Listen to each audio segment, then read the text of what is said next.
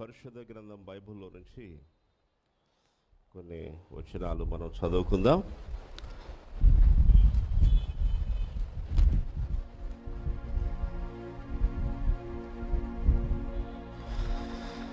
కొత్త నిబంధనలోని లూకాసు వార్త 10వ అధ్యాయం 38 నుంచి దేవుని వాక్యాన్ని మనం చదువుదాం.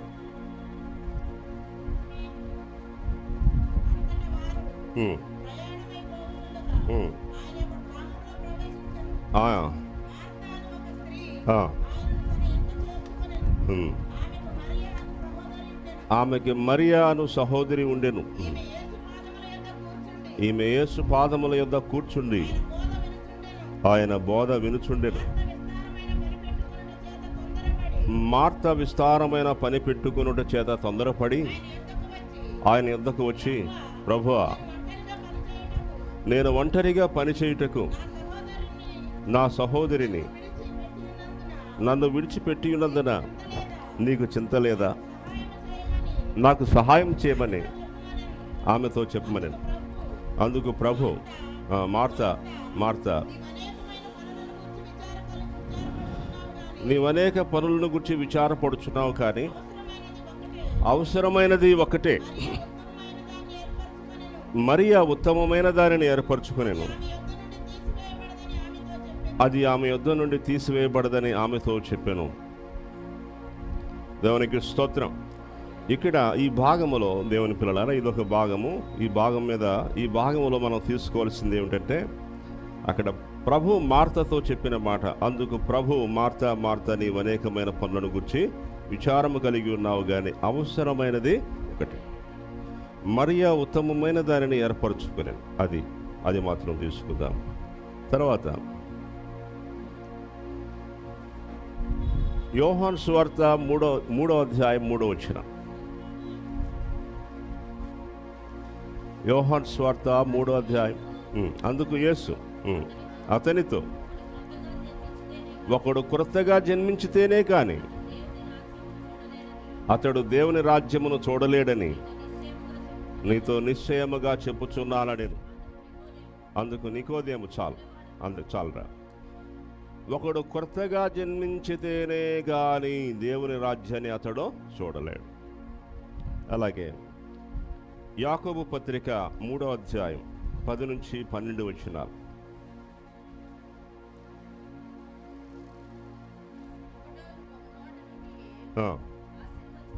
ఒక నోట నుండి ఆశీర్వచనమును శాపవచనమును బయలు వెళ్ళున నా సహోదరులారా, ఇలాగుండకూడదు.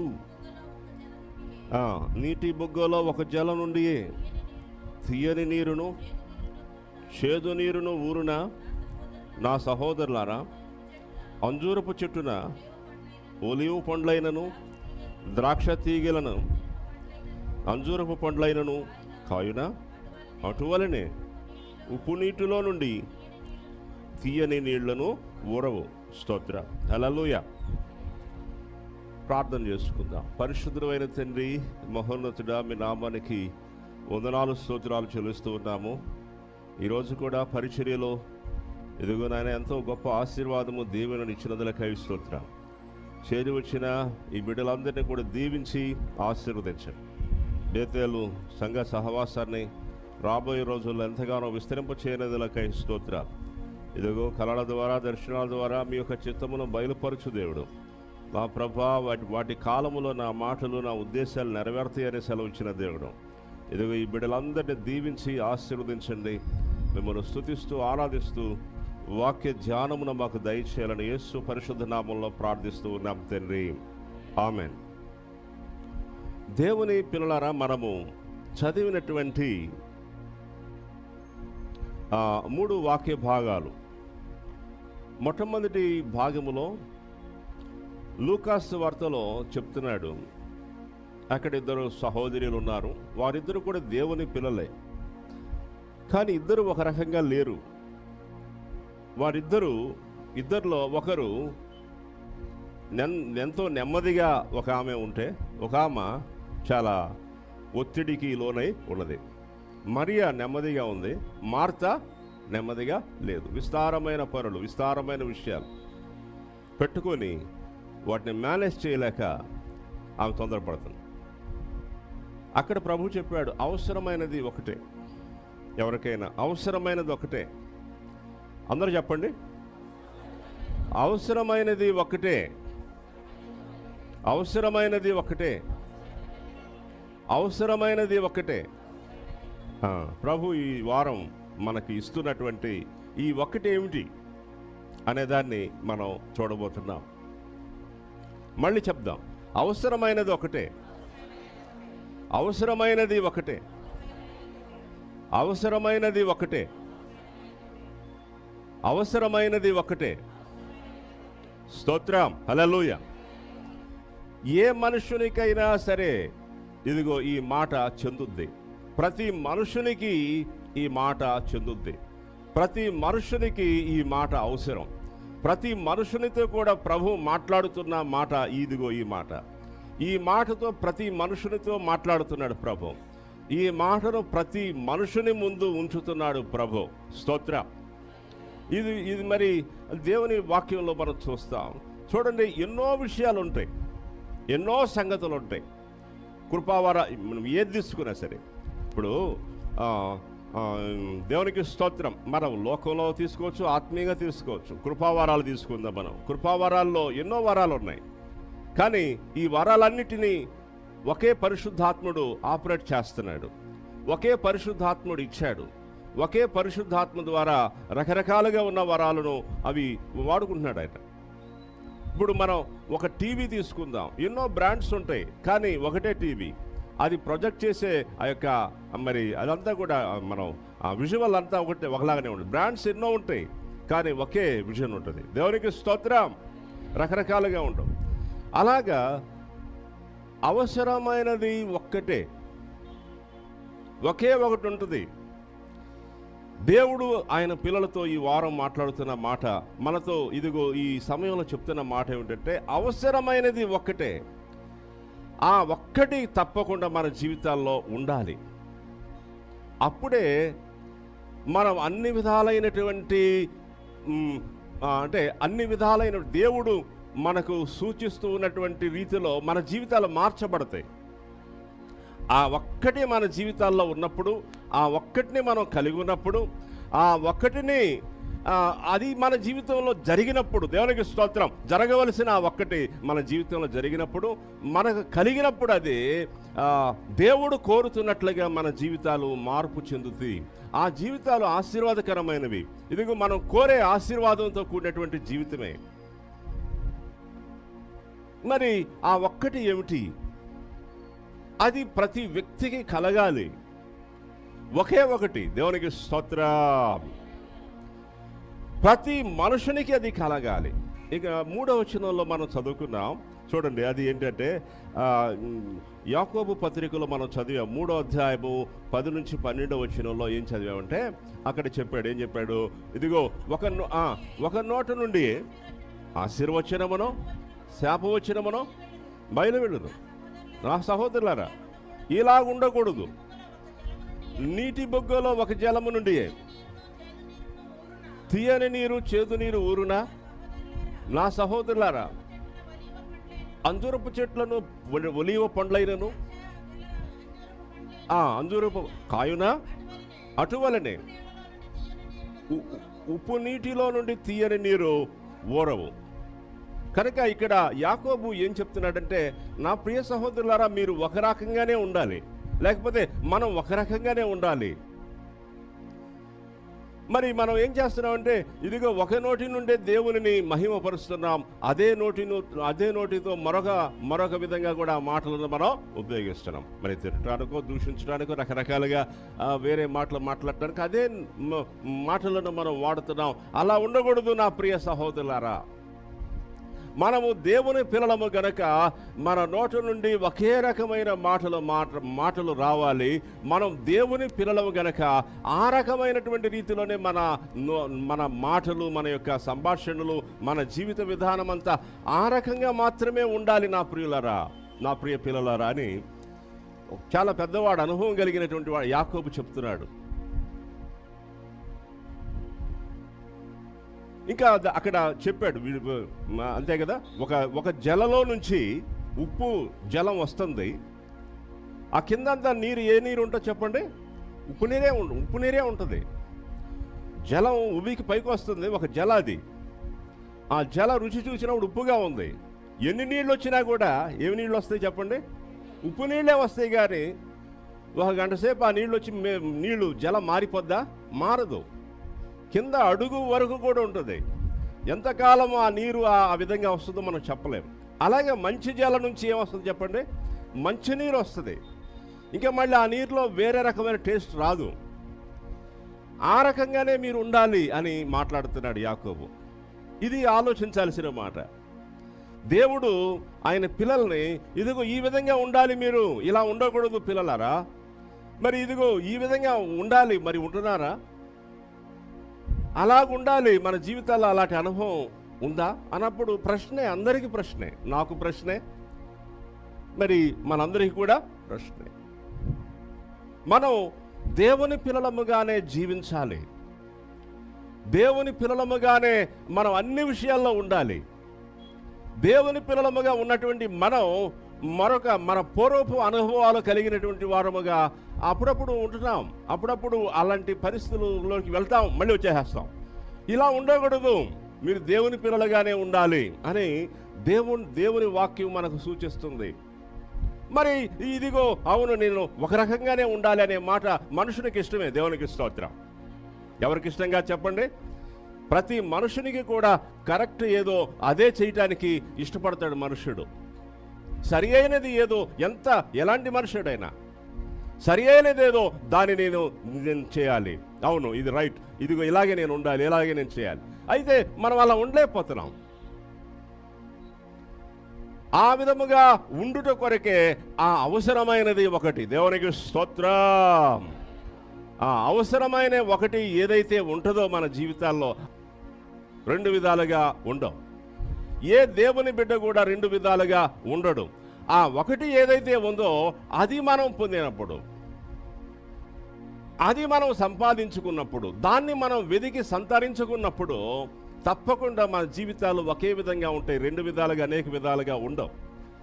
చూడండి, అది ఏమిటి? నేను ఇద్దరు మనుషులను బైబిల్లో నుంచి మీకు చూపించాలని ఆశిస్తున్నాను. మరి చూడండి, పాత నిబంధనలో ఒక వ్యక్తి, క్రొత్త నిబంధనలో ఒక వ్యక్తి. పాత నిబంధనలో మనం చూసే వ్యక్తి మోషే. ఆయన పేరేం పేరు చెప్పండి? మోషే. క్రొత్త నిబంధనలో మనం చూసే వ్యక్తి, ఆయన పేరు పౌలు గారు, అపోస్తలుడైనటువంటి పౌలు. పాత నిబంధనలో మోషే జీవిత చరిత్ర ఎక్కడ చూస్తాం? నిర్గమకాండంలో చూస్తాం. నిర్గమకాండం అంతా కూడా మోషే యాత్ర, ఇజ్రాయెల్ ప్రజలను నడిపించినటువంటి మోషే పుట్టుక, మోషే యాత్ర, ఆ యొక్క మరి ఆ సంగతులు చూస్తాం. మోషే ఒక గొప్ప నాయకుడు. మోషే బైబిల్లో ఒక మహోన్నతమైన వ్యక్తి పాత నిబంధనలో. క్రొత్త నిబంధనలో మరో మహోన్నతమైన వ్యక్తి, ఒక గొప్ప వ్యక్తి.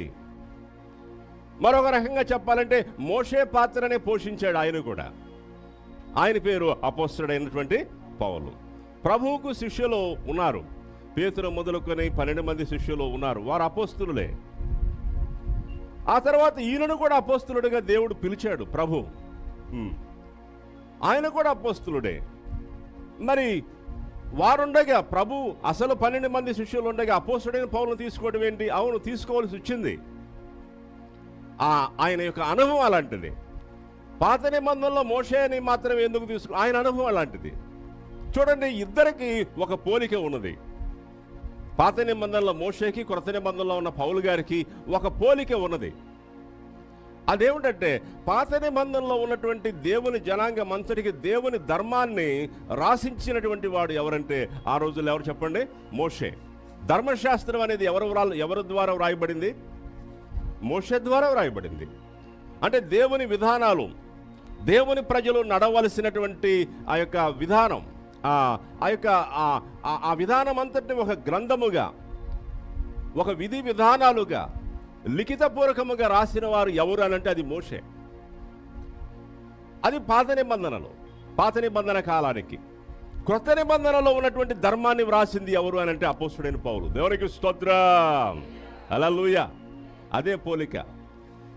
మత్తయి సువార్త, లూకా సువార్త, మార్కు సువార్త, యోహాను సువార్త ఇవి ఉన్నాయి కదా. పేతురు కూడా పత్రికలు రాశాడు కదా. మరి యాకోబు కూడా యోహాను కూడా పత్రికలు రాశాడు కదా. మరి అవి రావ ధర్మానికి? అవి వస్తాయి, కానీ ముఖ్యమైన ధర్మం వ్రాయటానికి దేవుడు ఉపయోగించుకున్న సాధనము అపోస్తుడైనటువంటి పౌలు. అపోస్తుడైన పౌలు దాదాపు 14 పత్రికలను మనం రాసినట్లుగా చూస్తాం కొత్త నిబంధనలో. ఆ 14 పత్రికలు కనుక కొత్త నిబంధనలో లేకపోయినట్లయితే అసలు మనుషుడు రక్షణ ఎట్లా పొందాలో తెలిసేది కాదు. మిగిలిన గ్రంథాలు ఉన్నప్పటికీ వాటి ద్వారా వాటిలో తెలియపరచబడాలి ఒక క్లియరెన్స్, అసలైన సిసలైన ట్రూత్, సత్యము, సంఘ నిర్వహణ, సంఘంలో ఉండాల్సిన పద్ధతులు, సంఘంలో ఉండాల్సిన క్రమం, ప్రభువు రాకడలో ఆయన సంఘం ఎత్తబడే వరకు కూడా కొత్త నిబంధన సంఘం ఏ రీతిగా నడవాలి, ఏ రీతిగా మాట్లాడాలి, ఏ రీతిగా జీవించాలి, ప్రభువు రాకడ పర్యంతం వరకు కూడా అనుసరించవలసిన ధర్మాన్ని పౌలు గారి ద్వారానే దేవుడు బయలుపరిచాడు, రాయించాడు. దేవునికి స్తోత్రం. అందుచేత పాత నిబంధనకి మోషే అయితే కొత్త నిబంధనకి ఎవరు చెప్పండి? అపోస్తుడైన పౌలు.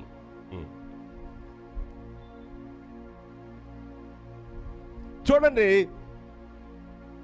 అపోస్తుడైన పాత నిబంధనలో మోషే గారి యొక్క అనుభవం, పౌలు గారి యొక్క అనుభవం కూడా మార్పు చెందక మునుపు ఆయన అనుభవం మీరు చూడండి, ఈయన అనుభవం కూడా చూడండి. పౌలు గారి అనుభవం కూడా మార్పు చెందక మునుపు ఆయన అనుభవం సిమిలర్గానే ఉంటాయి.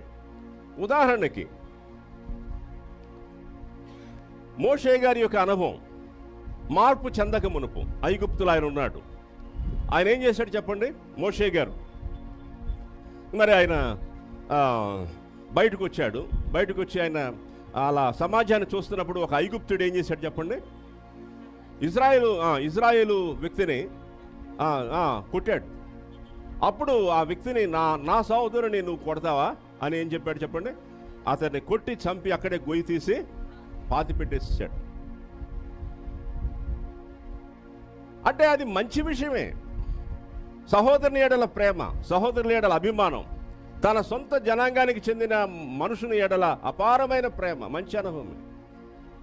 దాన్ని బట్టి ఆయన చేశాడు. కానీ అవన్నీ గుర్తించబడలేదు.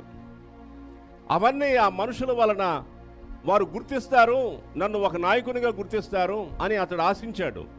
కానీ అవన్నీ కూడా గుర్తింపబడలేదు. అతడు ఏమయ్యాడు? చివరికి రాజు చంపేస్తాడేమో అని పిరికితనంతో ఏం చేశాడు చెప్పండి? ఆ భయముతో ఐగుప్తును విడిచి మిద్యాను అనే ప్రదేశానికి ఆయన పారిపోయి అక్కడే 40 సంవత్సరాల కాలం ఉన్నాడు మోషే. కనుక అది మార్పు చెందక మునుపు మోషే జీవితం యొక్క అనుభవం. మార్పు చెందక మునుపు మరొక వ్యక్తి అపోస్తుడైన పౌలు అనుభవం ఏమిటంటే, ఇదిగో ఇతను మార్పు చెందక మునుపు ధర్మశాస్త్రాన్ని పఠించి ధర్మశాస్త్రాన్ని అధ్యయనం చేసి ధర్మశాస్త్రంలో పండితుడిగా అతడు పిలువబడ్డాడు.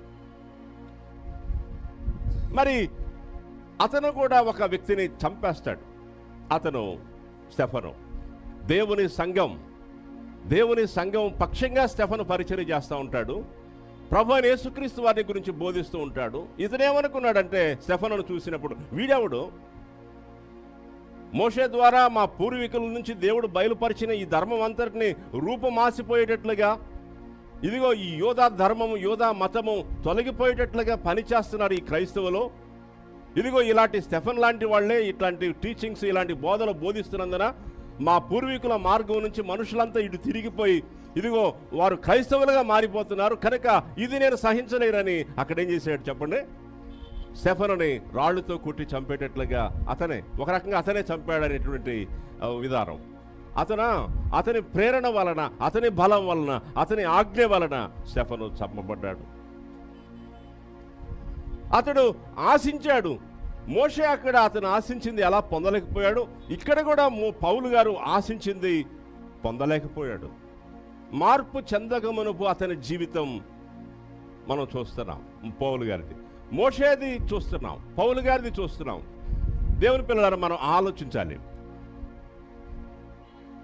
ఇద్దరివి కూడా వారు కొన్ని విషయాలను ఆశించారు, కొన్ని విషయాలు జరుగుతాయి, కొన్ని విషయాలు అలాగ ఉండాలని తలంచారు. కానీ అవి వారు సాధించుకోలేకపోయారు. వారు అనుకున్నది ఒకటి, జరిగింది మరొకటి. ఇదిగో చూడండి, ఆ అవసరమైనది ఏదైతే ఉందో ఇద్దరు కూడా దాన్ని పొందారు. ఆ తర్వాత వారి జీవితాలు చూడండి ఒక వైపుకు తిప్పబడ్డాయి. ఇక అలాగనే వారి జీవితాలు ముగిసిపోయాయి. మోషేకు ఏంటి కలిగింది, పౌలు గారికి ఏంటి కలిగిందంటే అదే ఆ ఒకటి, దేవుని దర్శనం. దేవునికి స్తోత్రం, హల్లెలూయా. ఈరోజు మనకు కూడా అదే అవసరం, దేవుని దర్శనం. హల్లెలూయా. దేవుని దర్శనం ప్రతి దేవుని బిడ్డ పొంది ఉండాలి. దర్శనానికి ముందున్న జీవితం ఎన్నో విధాలుగా ఉండొచ్చు, దర్శనం తర్వాత ఉన్న జీవితం ఒకే విధంగా ఉంటుంది. దర్శనం మనకు ముందు మన జీవితాలు మార్పులేని జీవితాలు, దర్శనం తర్వాత మన జీవితాలు మార్పు చెందిన జీవితాలుగా చేయబడతాయి. ఇదిగో అవి ఒకే విధంగా ఉంటాయి. చూడండి దేవుని వాక్యములో మనం మొట్టమొదట నిర్గమకాండము 3వ అధ్యాయము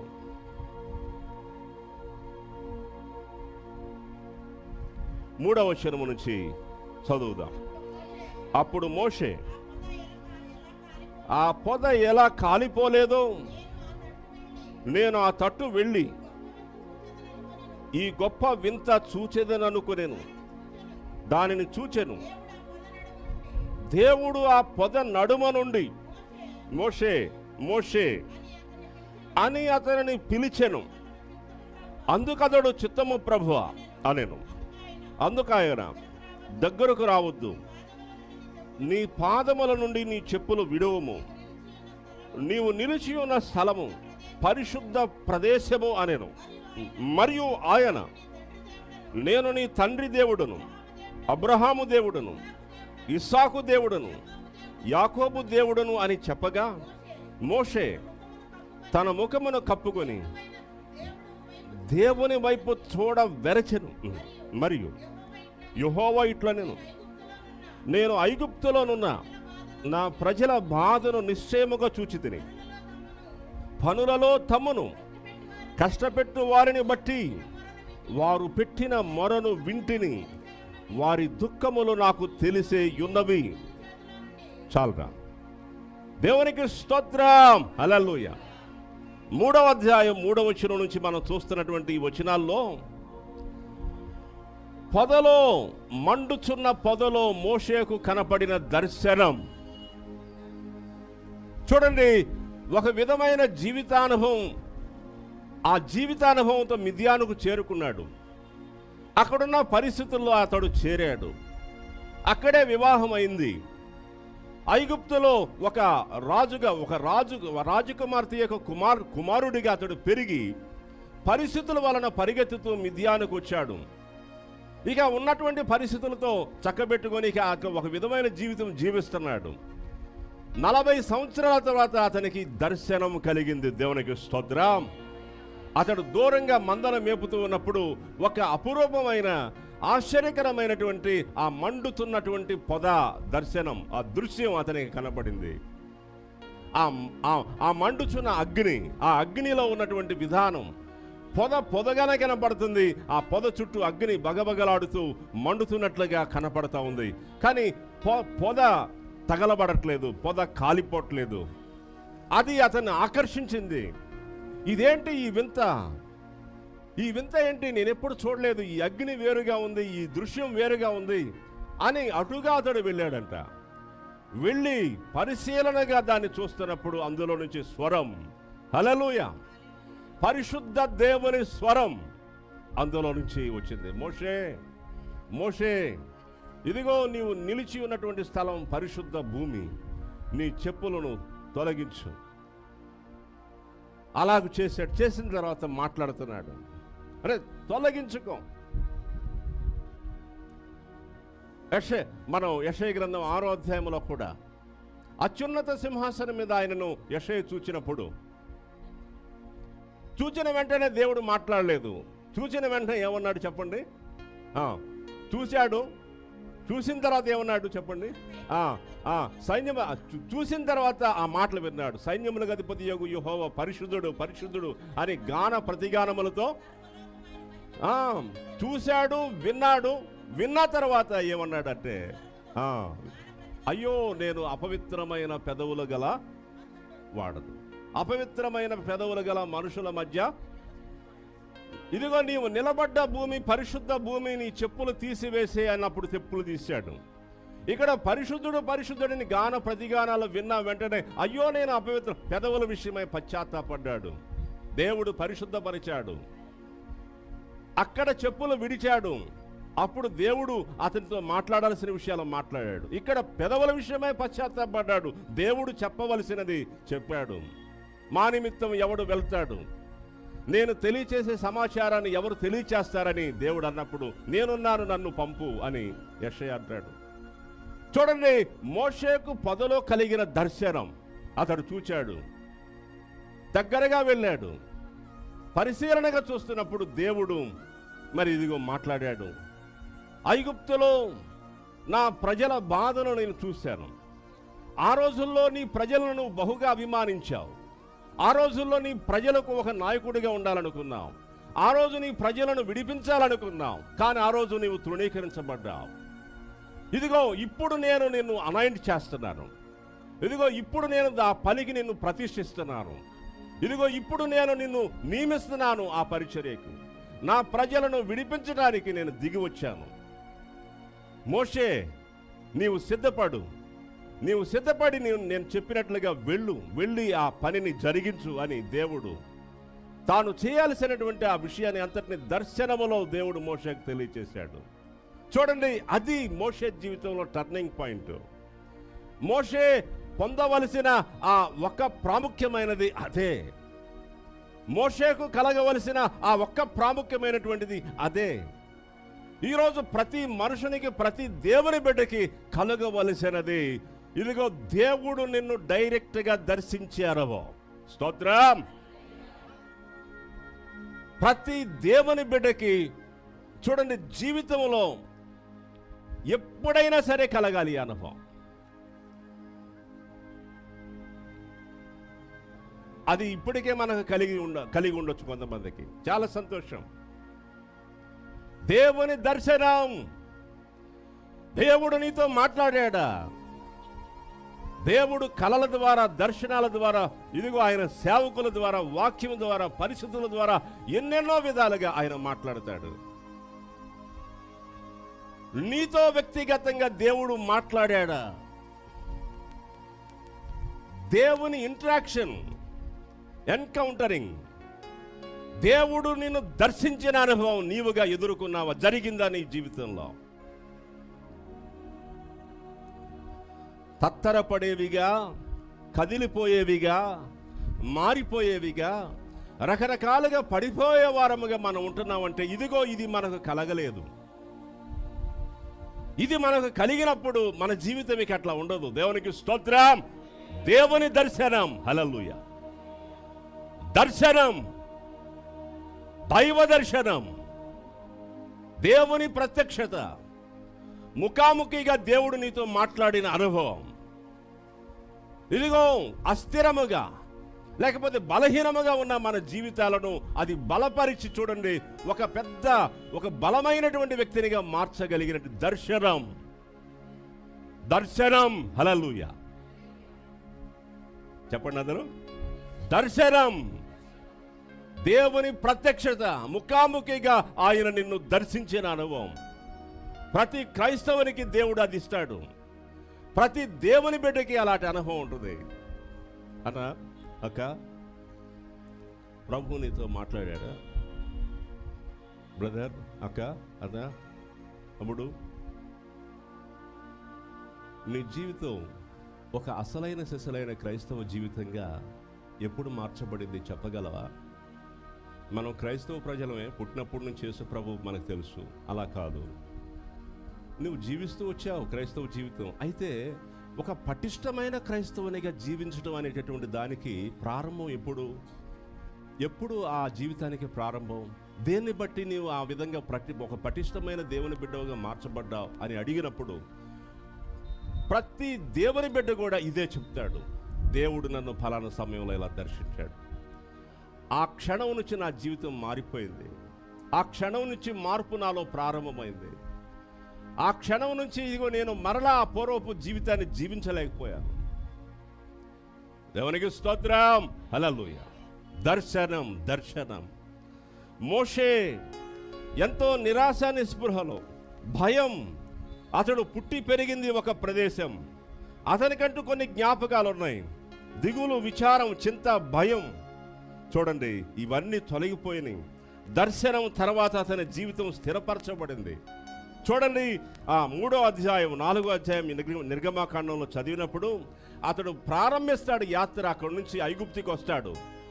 ఐగుప్తికి వచ్చినటువంటి మోషే నెబో పర్వతం ఎక్కే వరకు కూడా వెనుదిరిగిన అనుభవం, దేవుని నుండి వెనుదిరిగిన అనుభవం మోషే జీవితంలో మనం చూడం. దేవునికి స్తోత్రం. అతడు దేవుని ప్రవక్తగా, లేకపోతే దేవుని దాసుడిగా, అసలైన సిసలైన దేవుని బిడ్డగా అతడు చేయబడ్డాడు. దర్శనం తర్వాత ఆ దర్శనం ఒక దిక్కుగా అతన్ని తిప్పింది, ఆ దిక్కు యొక్క గమ్యానికి అతన్ని చేర్చింది. దేవునికి స్తోత్రం. దర్శనం దర్శనం కావాలి. చూడండి, మన జీవితాల్లో ఎన్నో ఉంటే అవసరమైనది ఒకటే, అది దేవుని దర్శనం.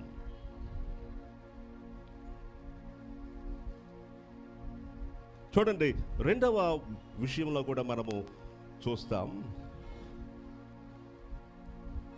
అపోస్తలుల కార్యాల గ్రంథం 9వ అధ్యాయం 3 నుంచి. అతడు ప్రయాణము చేయొచ్చు. దమస్కు దగ్గరకు వచ్చినప్పుడు అకస్మాత్తుగా ఆకాశము నుండి ఒక వెలుగు అతని చుట్టూ ప్రకాశించెను. అప్పుడు అతడు నేల మీద పడి, సౌలా సౌలా, నీవేళ నన్ను హింసించుచున్నావని తనతో ఒక స్వరము పలుకుట వినెను. ప్రభువా, నీవు ఎవడవని అతడు అడుగగా ఆయన, నీవు హింసించుచున్న యేసుని, లేచి పట్టణములోనికి వెళ్ళు, అక్కడ నీవు ఏమి చేయవలెనో అది నీకు తెలుపబడునని చెప్పాను. అతనితో ప్రయాణం చేసిన మనుషులు ఆ స్వరము వినిరి గాని ఎవరిని చూడక మౌనులై నిలబడిరి. సౌలు నేల మీద నుండి లేచి కన్నులు తెరచినను ఏమీ చూడలేకపోయిన గనుక వారతని చెయ్యి పట్టుకుని దమస్కులోనికి నడిపించిరి. అతడు 3 దినములు చూపులేక అన్నపానములేమీ పుచ్చుకొనక ఉండెను. దేవుని పిల్లలారా, ఇంకా మనం చూస్తాం, ఇది దర్శనం. పాత నిబంధనలో మోషేకు దర్శనం, దర్శనములో దేవుడు మాట్లాడిన మాటలు. కొత్త నిబంధనలో పౌలుకు ఇచ్చిన దర్శనం, ఆ దర్శనములో దేవుడు మాట్లాడుతున్న మాటలు. పాత నిబంధన గ్రంథంలో కనబడింది అగ్ని, కొత్త నిబంధనలో కనబడింది కూడా అగ్ని. చూడండి, స్తోత్రం. మధ్యాహ్నం అతడు ప్రయాణం చేస్తున్నాడంట. మధ్యాహ్నం సూర్యుని తేజస్సును మించిన తేజస్సుతో కనబడిన దర్శనం. ఆ దర్శనం, ఆ దర్శనానికి కళ్ళు పోయి కింద పడిపోయాడంతే. చూడండి, కింద పడిపోయి దృష్టి లేని వాడిగా అయిపోయినప్పుడు ఆ దర్శనం కనపడుతుంది. ప్రభు మాట్లాడుతున్నాడు, ప్రభువా నీవు ఎవరు? హల్లెలూయా. పైన కూర్చున్నవాడు కింద పడ్డాడు. చెప్పులు వేసుకున్న మోషే చెప్పులు తీసేశాడు. పైన కూర్చున్నవాడు ఎప్పుడైతే కింద పడి అప్పుడు మాట్లాడుతున్నాడు. దేవునికి స్తోత్రం. దేవుడు అప్పుడు, నీవు హింసించుచున్న యేసుని, నువ్వు ఎవరు? ఓ దేవా, ఓ ప్రభువా, నీవు ఎవరు? నీవు హింసించుచున్న యేసుని, లేచి పట్టణములోనికి వెళ్ళు, నీవు ఇక మీదట ఏం చేయాలో అక్కడ నీకు తెలియచేయబడుతుంది. వారు అతనితో కూడా ఉన్నవారు ఆ యొక్క, చూడండి, మరి వారికి అటువంటి దర్శనం కలగలేదు, అతనికి కలిగింది. ఇక అది మొదలు అతని జీవితం మార్చివేయబడింది. ప్రభువు కొరకు హతసాక్షి అయ్యే వరకు అతడు వెనుదిరగలేదు. ఓ స్తోత్రం, హల్లెలూయా. అతడు తన ప్రజలకు ఎట్టి సేవ జరిగించాలనుకున్నాడో, తన ప్రజల విషయంలో ఏ మంచిని ఆశించాడో, అతడు తన ప్రజల విషయంలో ఏది కోరాడో అది సంపూర్ణముగా చేయగలిగాడు. వారికి మాత్రమే కాదు, అనేకులకు చేయగలిగాడు. దర్శనము తర్వాత అతని జీవితం మార్చివేయబడింది. దర్శనం మన జీవితాల్లో మనకు కావాలి. దేవుని పిల్లలారా, ఎన్నెన్నో విషయాలు ఉండొచ్చు, ఎన్నో మనం ఆశిస్తాం, ఎన్నో రకాలైనటువంటి అనుభవాలు ఉండొచ్చు, కానీ ఇది కలగాలి. దేవునికి స్తోత్రం, హల్లెలూయా. మనం భోజనం చేస్తాం, కొన్నిసార్లు ఫంక్షన్స్కి వెళ్తాం, ఇస్తరాకు వేస్తారు, విజయ్ నేను మేమందరం కూడా వెళ్తాం. లేదంటే అక్కడ శుభాని బిర్యానీ ఇక్కడ గుంటూరులో ఉంది, అక్కడికి వెళ్ళి కూర్చుంటాం. శుభాని బిర్యానీ అంటే అక్కడ మాకు చాలా ఇష్టం. తమ్ముడు ఇమానియల్ వచ్చింది, వెళ్తాం. దేవునికి స్తోత్రం. అయ్యా వెళ్దామా? వాడు వేస్తాడు, ప్లేట్ పెడతాడు. ప్లేట్లో ఎన్ని ఐటమ్స్ పెట్టినా బిర్యానీ అయిపోతే ఎలాగా? అంతేనా? ఇప్పుడు వెజిటేరియన్ అంటారండి. వెజిటేరియన్లో 30-40 ఐటమ్స్ వేసినా సరే ప్రయోజనం ఏంటి? ఏమైనా ప్రయోజనం ఉందా? బలం రాదు కదండి. కాస్త ఒక జాయింట్ పడితే మంచి అంతలావు జాయింట్ ఏంటి, ఏ బాడీ పీసో లేకపోతే మొత్తం చికెన్ పెట్టేస్తే ఇక నీ పని నువ్వు చూసుకో, వెళ్ళు, అవసరం లేదు, హ్యాపీ. నాకు స్తోత్రం, హల్లెలూయా. ఎన్ని ఆహార పదార్థాలు ఎన్ని రకాలుగా ఉన్నా కాస్త అంత అన్నం, భోజనం, ఎన్ని స్వీట్లు వేసినా, ఎన్ని ఫ్రూట్స్ పెట్టినా, ఎన్ని ఐటమ్స్ పెట్టినా అంత అన్నం, భోజనం ఆహారంలో పాత్రలో ప్లేట్లో పెట్టి అది తిన్నప్పుడే తృప్తి అసలైనది. దేవునికి స్తోత్రం. నీకు ఎన్ని అనుభవాలన్నా ఉండొచ్చు, దర్శనం ఉన్నదా? నీ జీవితాన్ని మరొక ప్రక్కకు తిప్పివేసే అనుభవం అది మాత్రమే. నీ జీవితాన్ని చూడండి స్థిరపరిచే అనుభవం అది మాత్రమే. మన జీవితాలను అవకతవకలు లేకుండా జీవించేటట్లుగా చేయగలిగింది అది మాత్రమే. అవసరమైనది ఒక్కటే, ఆ ఒక్కటి మరియకు కలిగింది, ఆ ఒక్కదాన్ని మరియ పొందింది. నువ్వు ఇంకా దాన్ని పొందాల్సి ఉన్నావు మార్త, అందుకే నీవు తత్తరపడుతున్నావు, కలవరపడుతున్నావు. ఆ ఒక్కదాన్ని మరియ గ్రహించింది ఎప్పుడో. ప్రభువు నా ఎదుట ఉన్నాడు, ఆయన మాట్లాడుతున్నాడు, ఇంకా నాకెందుకు? మిగిలిన విషయాలు ఏవైనా ఉన్నా అవి జరుగుతీలే, ఆయన నెరవేర్చుకుంటాడులే, నేనెందుకు కలత చెందాలి? దర్శనం, హల్లెలూయా, హల్లెలూయా. దేవుని పిల్లలారా, దర్శనం ఒక వ్యక్తి జీవితాన్ని పూర్తిగా మార్చివేయి ఉన్నది. దేవుడు నిన్ను వ్యక్తిగతంగా దర్శించే అనుభవం నీవు కలిగి ఉండాలి. ప్రియ సహోదరి సహోదరులరా, ఇప్పటికే దానిని నీవు కలిగి ఉంటే నీవు ధన్యుడవు, ధన్యురాలవు. ఒకవేళ ఇటు అనుభవం ప్రభువు వ్యక్తిగతంగా నిన్ను దర్శించిన అనుభవం, నీవు ప్రభువును వ్యక్తిగతంగా చూసిన అనుభవం నీకు కలగకపోతే నీవు కాంక్షించాలి దాన్ని. ప్రభువా నన్ను దర్శించు, ప్రభువా నీ దర్శనాన్ని నాకు దయచే. ఒక మోషేను దర్శించినట్లుగా, పౌలును దర్శించినట్లుగా, యెషయాను దర్శించినట్లుగా, ప్రవక్తలందరినీ దర్శించినట్లుగా నన్ను కూడా దర్శించు. నా జీవితం పూర్తిగా మార్చివేయబడినట్లు చేయి.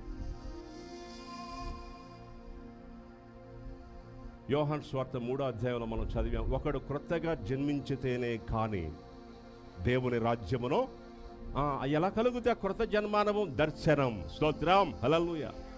ప్రభువును గుర్చిన దర్శనం, ప్రభు శిలువ దర్శనం.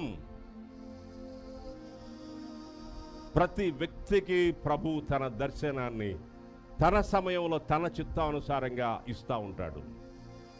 నీవు దాన్ని పొందాలి, దాన్ని గుర్తించాలి, దాన్ని సంపాదించుకోవాలి. చూడండి, మరొక మాట నేను చెప్పి ముగిస్తా.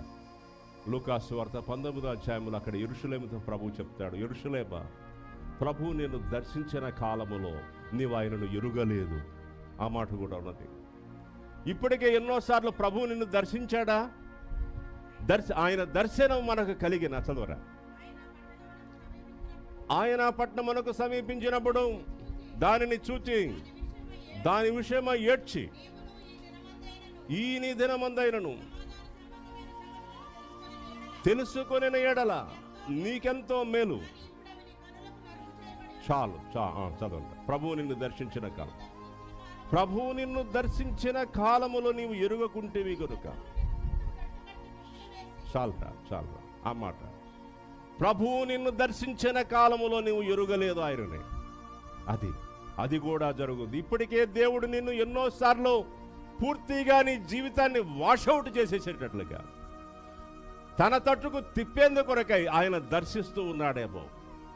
ఆయన దర్శనాలు గంభీరమైన దర్శనాలు, గొప్ప దర్శనాలు, ఎన్నో పర్యాయములు ప్రభువు నిన్ను వ్యక్తిగతంగా సంధిస్తున్నా, ఇది నాకు కాదులే, ఇది ఏదోలే.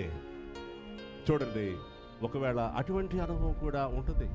ఓ దేవుని పిల్లలారా, ప్రభు యొక్క దర్శనం, దాన్ని మనం పొందాలి, దాన్ని విలువగా మనం గుర్తించాలి. ఇదిగో దాన్ని మనం సంపాదించుకోవాలి. అది మన జీవితాలను మార్చివేయునది, మన జీవితాలను స్థిరపరచున్నది. దేవుడు అలాంటి కృప మనకు దయచేయనుగాక. ప్రార్థన చేసుకుందాం. ప్రభువా మీకు స్తోత్రం. మీ పిల్లల్ని దీవించి ఆశీర్వదించండి. నా పిల్లలారా, మీరు అలాగే ఉండకూడదు. ఒకే జల, ఒక మాట, ఒకే మాట. మీరు దేవుని పిల్లలుగానే ఉండాలి సెలవిస్తున్నారు. మా ప్రభువా, మీ దర్శనం మాకు అవసరం. మా జీవితాలు ఎన్నో విధాలుగా ఉంటాయి. మీ దర్శనం మమ్మను స్థిరపరిచి మీ చిత్తానుసారంగా మార్చేదని దర్శించారు. స్తోత్రం. ఈ పిల్లలందరికీ అటువంటి కృప దయచేయండి.